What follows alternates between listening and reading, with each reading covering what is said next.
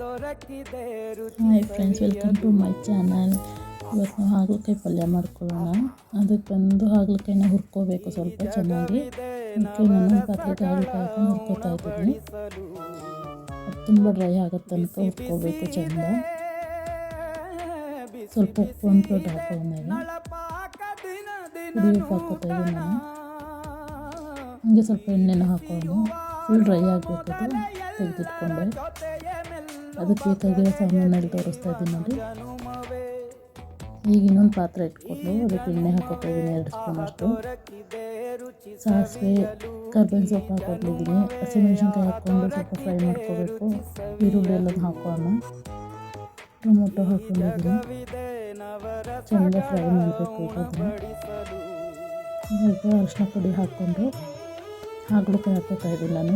ಹುರಿದಿಟ್ಕೊಂಡಿದ್ವಲ್ಲ ಅದನ್ನು ಹಾಕ್ಕೊಂಡು ಚೆಂದ ಕೈ ಆಡಬೇಕು. ಈಗ ಸ್ವಲ್ಪ ನಿಮ್ಗೆ ಎಷ್ಟು ಬೇಕಷ್ಟು ಉಪ್ಪು ಹಾಕ್ಕೊಳ್ಳಿ.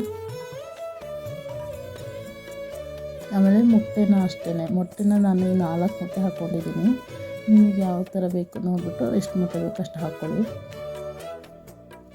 ಚೆಂದ ಕೈ ಆಡಬೇಕು, ಇಲ್ಲಾಂದರೆ ತಲೆ ಹಿಡಿತದೆ.